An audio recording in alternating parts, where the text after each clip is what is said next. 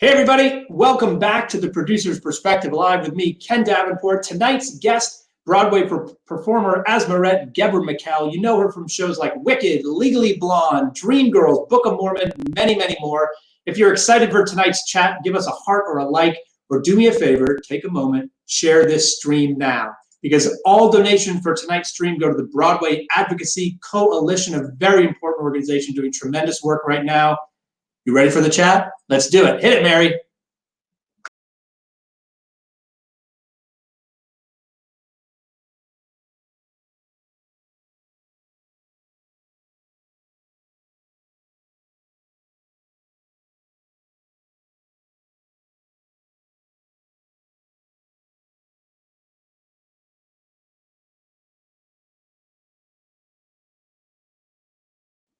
Hello, everybody. We're back. Hi, everybody. It's good to see you. How is everybody? There's Mike in there. There's Sierra. There's Jose. Did you miss us? Did you miss me? Yes, I'm back, Mike. I am back. Actually, this is a very important public service announcement.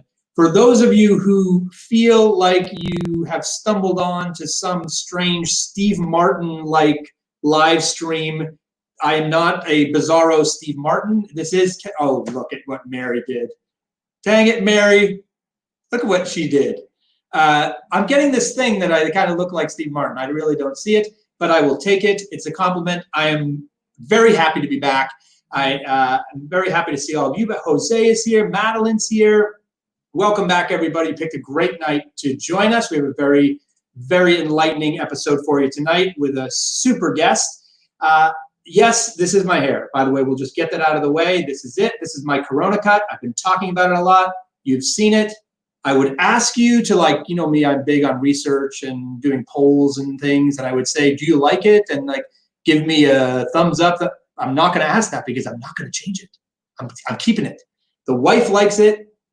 That's what counts. That's what counts. Oh, look, what if you hated the hair? Like I'm getting this, love the hair. What if you hated? Would you tell me? Yeah, you probably would. Yeah, I appreciate it. Oh, Anderson Cooper, thank you very much, Wayne. That one I will take for sure. So look, I'm so happy to be back with you. We've got some fantastic guests lined up. Mary has been working her butt off, lining up some great people going forward. We are going to do that Altar Boys reunion. Mandy Gonzalez next week. But we felt it was very important to take a couple weeks off. We really wanted to allow the internet airwaves to be open and free for the important message about the tragic murder of George Floyd and for the messages about the issues of systemic racism in this country. We wanted them to be heard loud and clear without interference for a few weeks. And of course, I personally and everyone here in my company, we wanted to do our own listening during this time. So thank you for doing that with us. And for having patience with us as we spent this very important time doing a lot of that important work. And the work continues, it continues, it continues. We're going to talk about that with our guest tonight. I did want to say that some of the most important listening I did last week was with an incredible group called the Broadway Advocacy Coalition. They sponsored a forum last week, 3-day forum, that was just incredible. Just incredible, so enlightening, so educational. I'm so thankful they did it and so grateful. They didn't have to do this and they did this for us. And so many of us learned, and it will make our industry better and it will make the world better. Over like 5,000 people tuned into this thing, 5,000 people. And it was fantastic. So I'm so thankful to them for doing it. This is the organization that's benefiting from your donations tonight. So please, I know you may have given to the Actors Fund before or given in another place. Take a few moments, give a little bit more tonight. You can toss some stars our way. That gets into that kitty. So please do whatever you can to give. Because again, they've got a lot of work that they're going to do. They also have great resources on their website. So go check it out. Okay. Speaking of listening, we're going to do some listening tonight as well. We have a very special guest, someone that I'm very happy to not only call up here, but also a friend. She is a Broadway veteran for over 20 years. I mentioned him in the introduction, but Legally Blonde, Elf, Wicked, Book of Mormon here in the US and the West End. In fact, one day I just bumped into her on the sidewalk in London, just walking down the street. And it was like, oh, hey, Asmeret. So let's bump into her now on the live stream. Please welcome Asmeret Ghebremichael. I forgot that we bumped into each other in London. That's right. Oh my God, that's so funny. That goes down in history as one of the most like bizarro moments I've ever had in the world. Like I'm walking down the street and I literally see, I was like, oh, hey. And then the freak out begins because you're seeing someone, 7,000 miles away from where you're at. That happened with you. And I just remember Nevin Steinberg, who I did, sound designer, who I did In the Heights with, was in a cab across from the Savoy Theater where I was doing Dreamgirls. And one day I was walking home to my flat in between shows and I hear, Asmeret! And it was Nevin waving to me from in a cab. They were teching Hamilton there. And he was like, I'm going to see Tommy Kail. I was like, this is so strange, bizarre. You spent a lot of time there. I did, right? Yeah. I was there. I did Dreamgirls there for almost 2 years. And then I was there for Book of Mormon in 2016. And I was there for like 6 months. Wow. So we're gonna talk about a lot of things tonight, but tell me just first, you worked on Broadway for a very long time and then you went to London. What are the differences for the scene for a performer? Did you enjoy it more? What the social scene, everything about it? How did it differ from here? Well, I mean, I loved it. That had been a dream of mine. And so the fact that I got to do it twice was insane. The social scene is a little bit different because everybody lives so far outside of the center of town.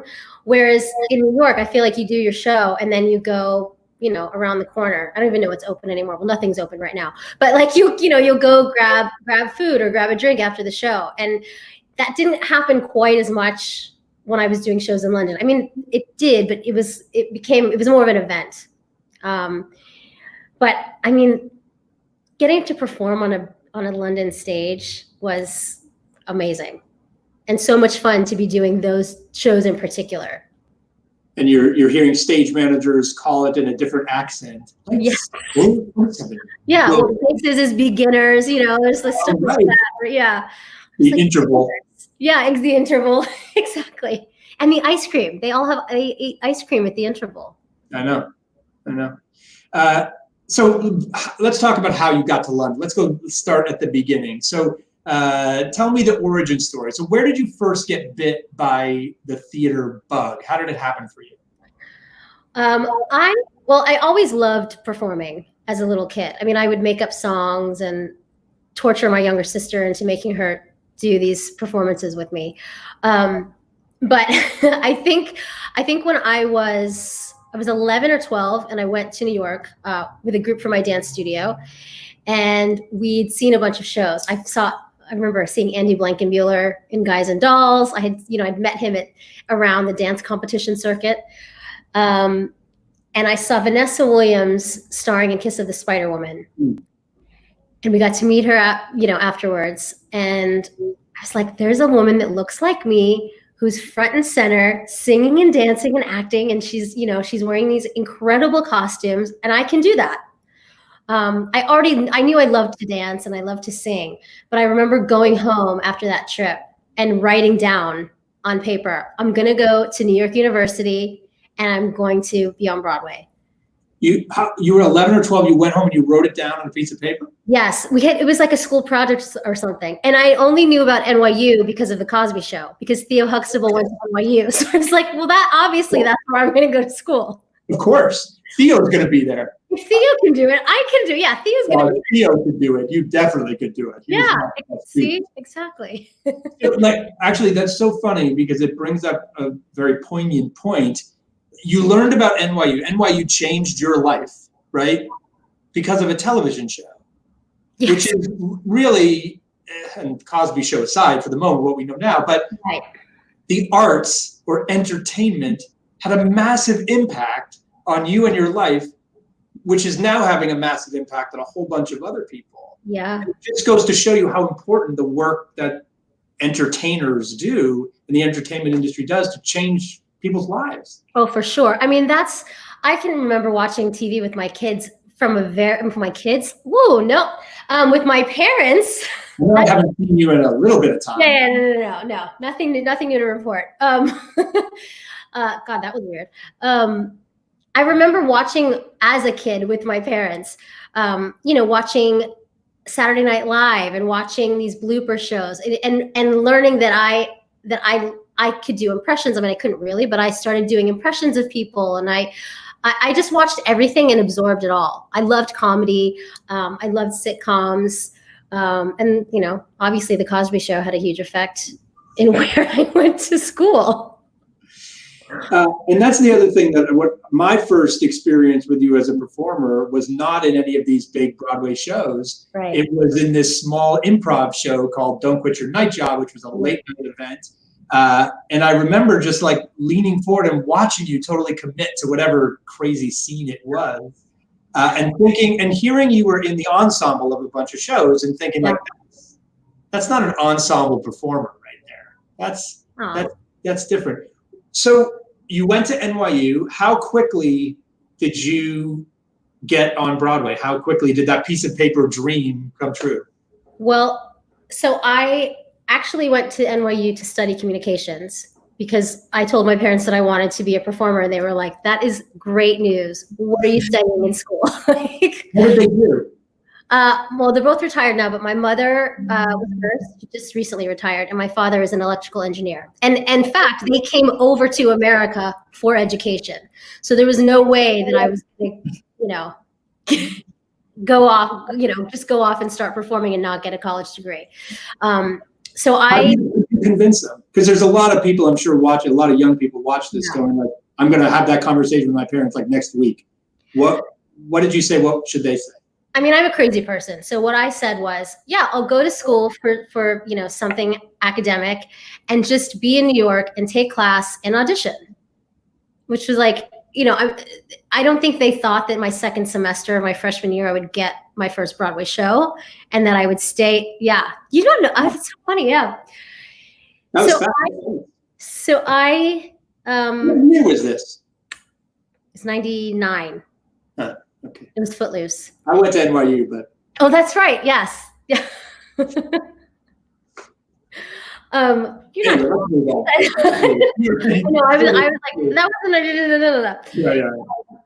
Yeah. So I got an academic scholarship to NYU. I got a partial scholarship. I was admitted into the Martin Luther King Jr. Scholars Program.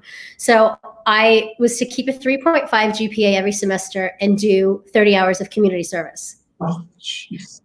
Yeah. And so I said I was going to study communications. I was in the School of Ed, and it actually worked to my advantage because I didn't, you know, I could still audition. And since I got a show, I could leave. I could do my classes and go. You know, I think with the Tisch kids, they weren't allowed to audition, right? It's conservatory or something. Yeah, this is a little bit of an issue I have with my university, my alma mater, because you were in the communications doing Broadway at night and getting a very good degree you could actually do something else with as opposed to a BFA, and they wouldn't even let us audition. So. Right.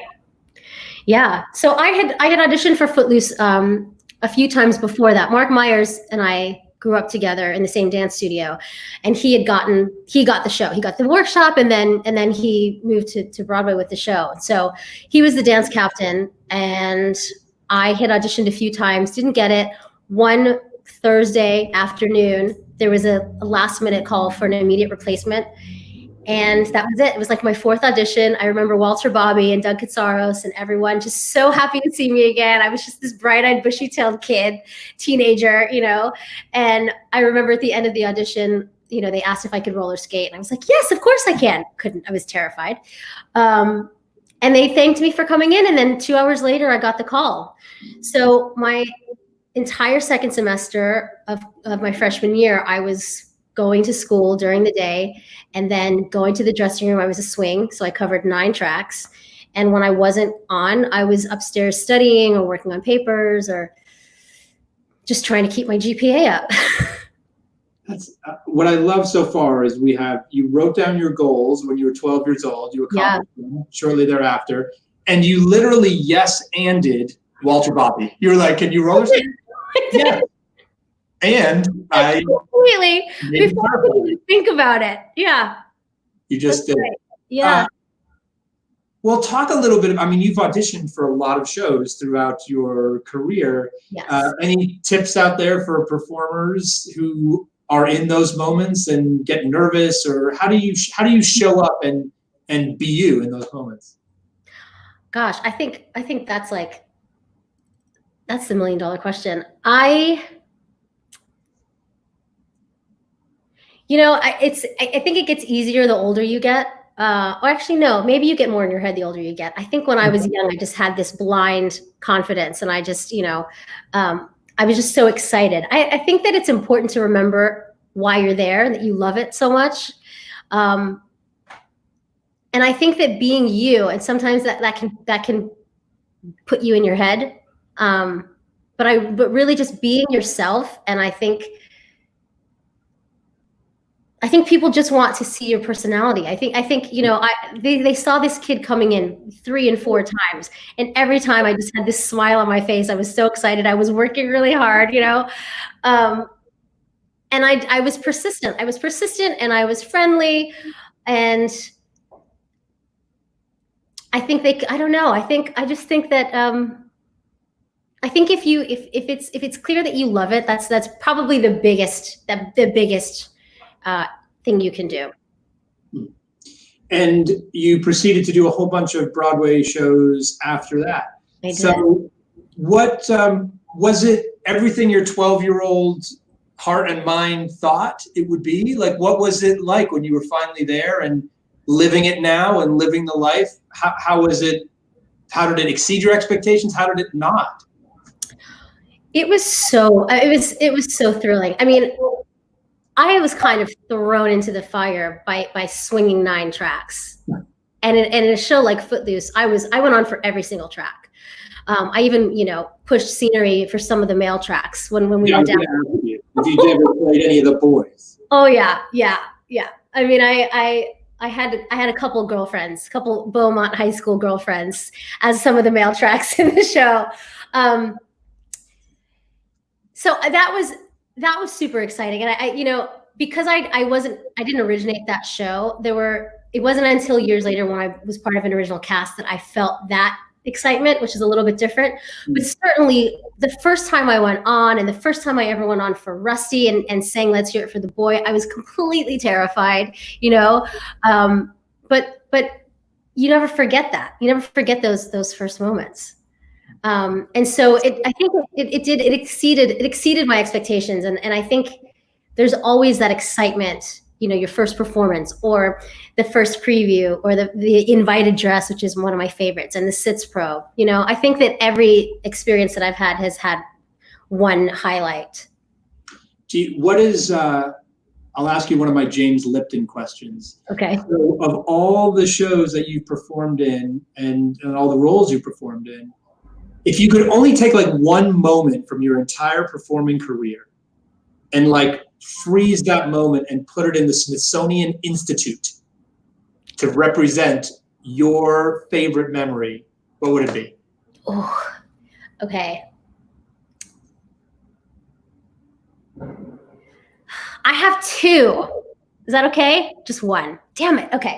You could have I'm wishing for more wishes. It's like, I know. That's me. If I write it down, I'll get it. I would say, well, okay. Then I would say singing, "Oh baby, I got a show to do" at the end of the rap in Dreamgirls. No. The whole rap, and that particular moment, and then that fierce walk off stage. I think my internet was a little out there. Would you mind singing that again for me? No. I couldn't quite. I mean, something. I can't even say lyrics. I have to sing them. What that's like. So. I love it. Yeah. Oh, look at that. Oh my goodness. I love it. That's one of my favorite costumes. Those were our one night only costumes. God, I love Greg Barnes. And what was the other moment? I was gonna say it was the line that I have at the end of the Book of Mormon in my original track, named Asmeret after me, where I say, "You don't think a man actually have to frog, do you? That's effing stupid." When, like, our invited dress, I think, just the laugh that I got after that. And was that your line? Did you say that? You came up with that? No. What the F is a steak knife is the line I came up with. I actually did. That was another favorite moment of that show. I just said the F word a lot in Mormon. That's basically, you know. We'll see if the Smithsonian will allow that in. Yeah. They allow the F word. We certainly allow it fucking here at the producer's perspective. Oh, good. I was like, I don't know what I could say. Great, perfect, because that's my favorite word. So. So listen. So in the midst of everything that's happened over the last couple of weeks, a week or two ago now, I'm scrolling through my Instagram, and I see Josh Gad's Instagram, and I'm a fan of Josh, and I follow him. Yeah. I don't really watch all his videos. Don't tell him. He reads to kids sometimes. It's great. But your face and name popped up, and I was like, oh, it's Az. So I'm gonna listen, and I did. And for those of you who haven't seen this video, I urge you to watch it. There's Harry will throw up. It's such a great shot there. I love Harry it. We'll throw up the link to it in our chat. It's been viewed like almost 100,000 times now. It's an incredible video, and part of it is this because of this image. There's friendship and joy and laughter and tears and authentic truth. And the line that really woke me up a bit and slapped me in the face was you saying you were tired and too tired, and it just really grabbed me in many, many places, my heart, my head, everywhere. And I really leaned into that Instagram and listened.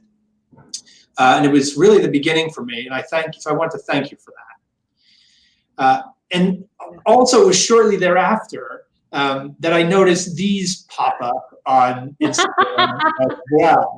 Let's show these. Yes. If you can figure out how to make banana bread, you can easily find James Baldwin. And if you can grow basil in your kitchen now, you can Google Toni Morrison. And this is what has I think I've probably always been taken by you since that very first Don't Quit Your Night Job experience I had, like somehow leaning in and saying this person is special, because there's such a combination of education and activism and irony and a little humor and all of that in those quotes. And they work. Like, that's what's amazing, is that they work and are so powerful. I leaned in again. I want you to know that I Googled like right away. I learned because of course, Toni Morrison. Wow. Toni Morrison was my, I do these whiteboard quotes in the morning. She was my quote this morning. And so they work. And it just was such a successful moment of, again, education and activism and inspiration. Tell me what motivated you to say, where did you come up with that? Why that? I just have to say, first of all, that I'm lucky that I don't have Nika Lanzarone, who did the banana bread meme, and Ingrid Michaelson around all the time, because they made those memes. I'm lucky that I don't have a scribe with me or a stenographer, because I would be in trouble. The things that come out of my mouth. You know, after the conversation with Josh and I, you know, he had called me that morning just to check in, and I was sitting on this couch drinking coffee. I was gonna get up and work out after we got off the phone, and we were just talking about everything that's going on. And you know, I'd had a hard few days before our conversation, and then, you know, upon speaking with other Black people, they were having a hard time too. Like there was a day where I stayed in bed. You know, I was just tired from seeing all this footage of people being killed and reading George Floyd's last words, you know, and we had just gone through Ahmaud Arbery a few months prior to that. So it just felt so draining, on top of the fact that we're dealing with this global pandemic. So Josh and I got on the phone, and he was saying, you know, if there's anything I can do, I'd love to use my platform to really, you know, share your story and amplify your voice. And I was like, yeah, sure. You know, I'm like, coffee. I'm like, we'll do this sometime, you know. And I started saying, I made this point about being tired. I said, you know, because people were reaching out and saying, let me know what I can do. And let me know if there's anything I can read, you know, to learn more about this. And I said, Josh, we're tired as a people. Black people are tired of being asked this. And so that was actually the impetus for him to want to go live that day. He's like, do you want to just go live? And I was like, yeah, I guess. I didn't think anyone would care to hear what I had to say. I didn't know what I was going to say. But because Josh and I are such good friends and I felt so comfortable with him, you were able to see the humor and the vulnerability and the candor. I don't remember half the stuff that I said, which is probably for the best. But it was after that I was just watching all of these people post these things and watering their plants and making all this bread. And, I thought we were done eating bread. Also, I thought we were a protein society. And then everyone's making bread during the pandemic. And so I was doing a post on my Instagram feed and that's where I came up with it. I was just trying to post this conversation. And so it was just sort of an addendum. I said, there are plenty of resources. If you can figure out how to make banana bread, you can easily find James Baldwin or whatever. And I got off the phone and Nika Lanzarone had texted me the meme. She had already made it. She works that fast. I was like, oh my God. Because, and then I was seeing, then the basil thing I came up with later when I was talking to Ingrid Michelson, who's a good friend of mine. And I had sent her the banana bread quote as well. And, because I think Black people are tired. We're dealing with the trauma on our own, and racism is not a trend. So this information has been around for years. We've been experiencing these emotions for years, and it's like now it's on you to do the work. You do it. You read the books. You watch the documentaries. If you can learn these like Megan Thee Stallion dances on TikTok, you got time to. Yeah, it's that thing of, I talk about this a lot in people who want to write scripts or do anything. If you want something bad enough, you will take action and do it. Yeah. And that's what, of course, because that was my first reaction too, just like Josh, and I'm sure like a lot of I want to find out what I can do. Let me, and yeah.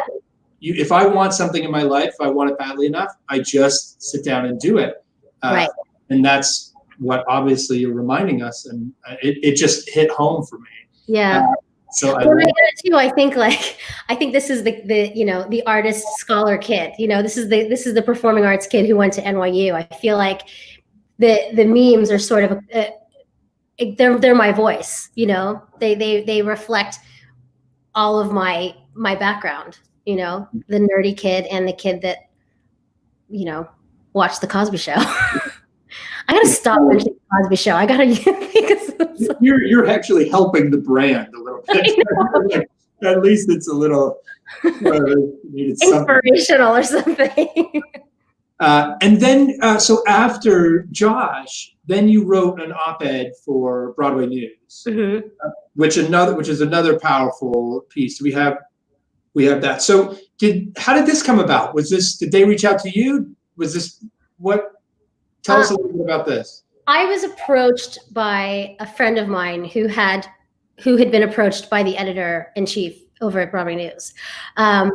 It was, I guess, the conversation I had with Josh was on a Tuesday, and then on Wednesday morning, my friend reached out to me and said, "Hey, there's this opportunity. Are you interested in telling your story?"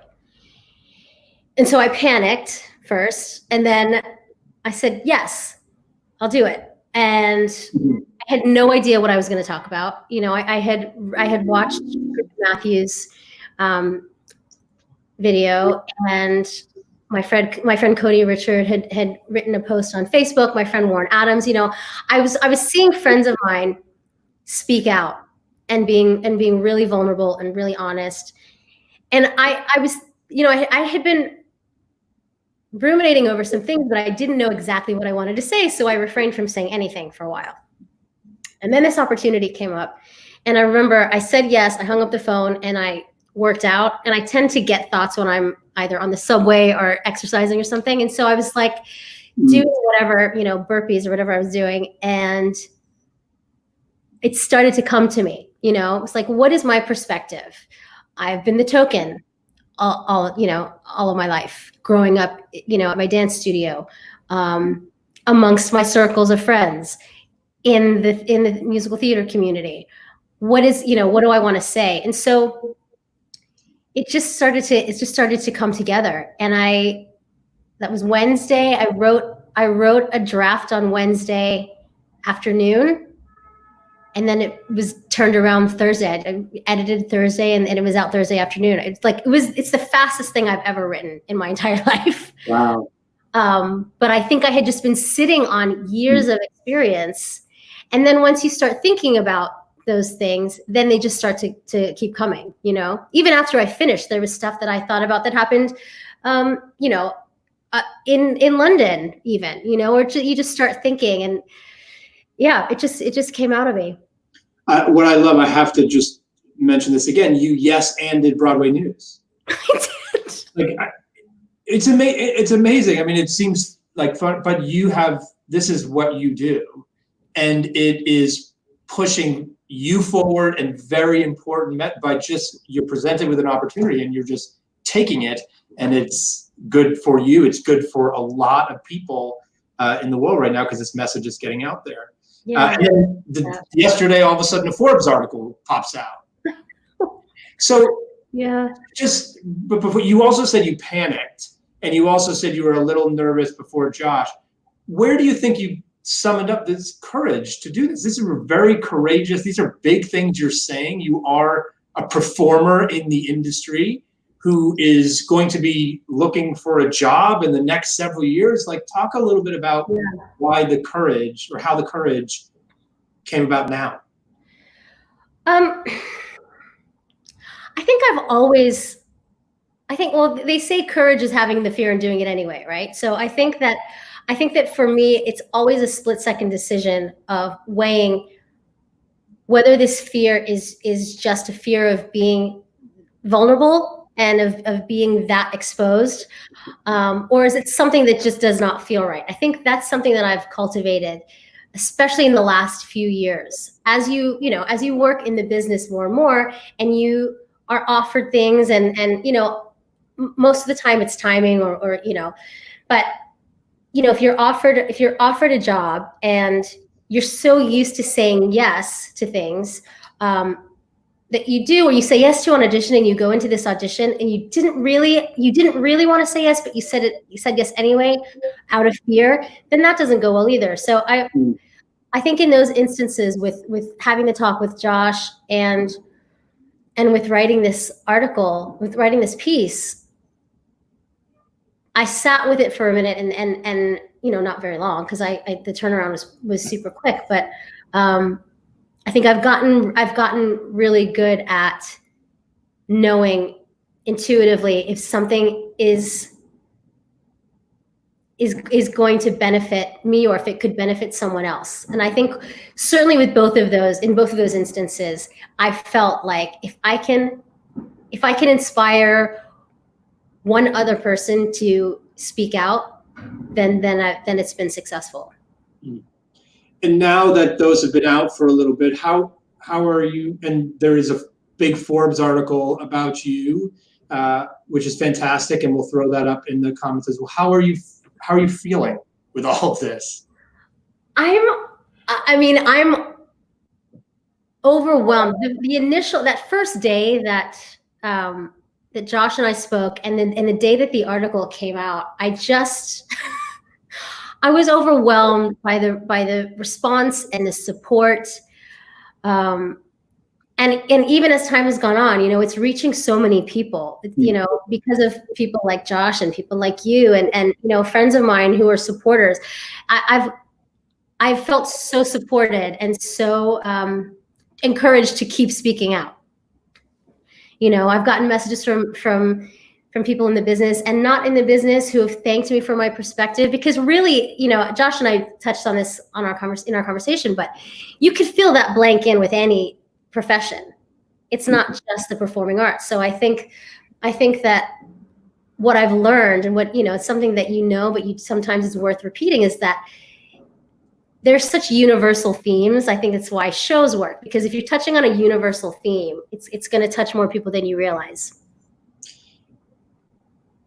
How much do you feel theater and arts will play a role in the changes needed in this country, in the world, over the next couple of decades?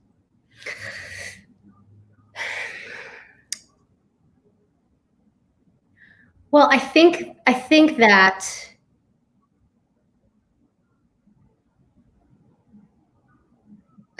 people as a collective are listening now. You know, I don't know what's going to happen with the government. I am hopeful that in the microcosm of theater and the arts, that people will start to listen, and people will start to implement the change, and you know, broaden the idea of diversity and representation to the like I say in the article, the theater makers.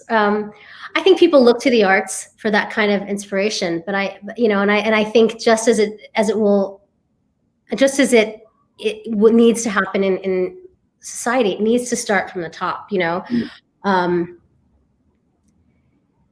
I'm hopeful. I really am hopeful, just based on the conversations that I've heard, and even, you know, I went to the Broadway Advocacy Coalition Forum as well. Just seeing the number of people there, I was inspired, you know. But as a lot of people are saying, it's a marathon, not a sprint.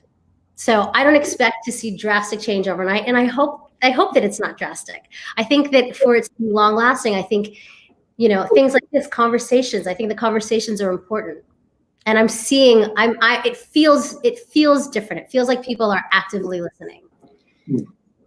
Well, I know many people are, and frankly, that's because of you and a lot of the work that you've done. Just so you know, I can tell you that I have heard your name and these articles and videos in more Zoom rooms around the industry over the last several week or so. So I'm so grateful for that. Because wow. I'm so grateful you yes-anded me tonight and came on, and that you yes-anded all these opportunities and experience. You didn't need to do any of this. You didn't need to go live with Josh. You didn't need to write that article, and you did. And I personally am so thankful, and I know there are a lot of people that are so grateful for all the work that you're doing right now. That means a lot, Ken. Thank you so much. I appreciate it. Thank you for being here and sharing your stories with us. Yes. Oh, can I just add one thing? Yes, of course. The charity that I was going to just really quickly, because, you know, I mentioned that you know, there were days, and there are a lot of people who are having a hard time, you know, and self-care is very important, and I'm a huge proponent of therapy. And, you know, we not only lost George Floyd, but Breonna Taylor was killed in her home while she was asleep, and her killers still haven't been arrested. And I think that as a group, women, Black women, may not feel valued.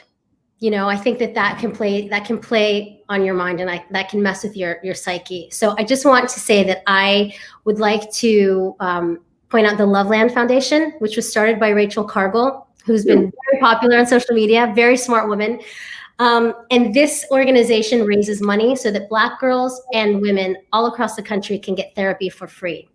I just think there's a stigma in the Black community around getting help and mental illness and therapy. And so I think this organization is really important. If you can donate, that would be amazing. But I just think spreading the awareness and, you know, sharing posts on social media is one way you can help. But I feel very, very strongly about that organization. So I just wanted to say that before I left. No, I'm so glad you did. Talk about. I will certainly make a donation myself. I will urge everyone out there to make a donation as well. It's certainly something we should all do right now. And it's a great, you know, we're focused. There's so many areas that need attention and love and support. And this is one, I think you're right, gets overlooked. Self-care is so important right now. Thank you again so much for everything you do. For having me. Thank you. I hope to bump into you on a sidewalk in this country or London. Me too. I know. Yes, we'll make it happen. We'll bump into each other on purpose. Yes, exactly. Okay. Take care. Bye.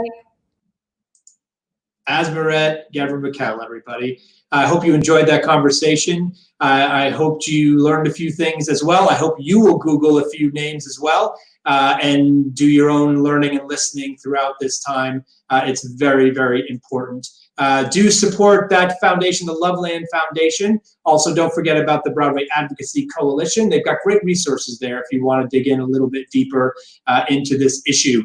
A few announcements just about us here at the Producer's Perspective Live. We are back in action. We are now weekly.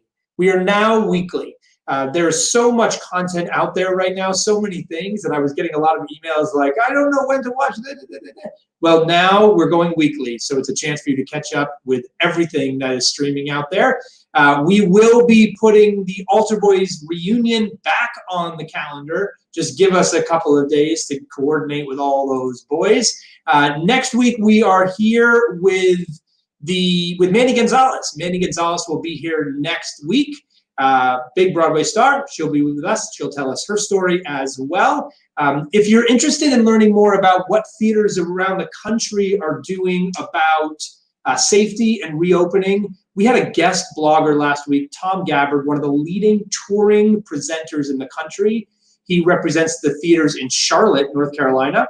And I asked him to write a blog about what they're doing because the theaters around the country are going to open up before us, before Broadway.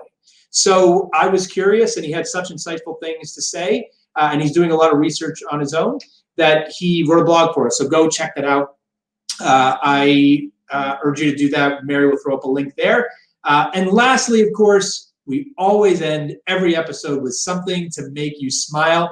And this week's features our guest tonight. Asmeret is featured in this. She was in the original cast of Legally Blonde. This is, oh my God, you guys, Sanitized for Corona, featuring Asmeret, Annalee Ashford, Laura Bell Bundy, Leslie Kritzer, and the whole gang from the original cast of Legally Blonde. Super fun video. Made me laugh. I had a great time with that show. My good friend Noah Weisberg was in that show. Go watch this video. I hope it makes you smile. Thank you so much for being with us tonight and coming back to us, and we will see you next week. Bye-bye, everybody. Getting the band back together.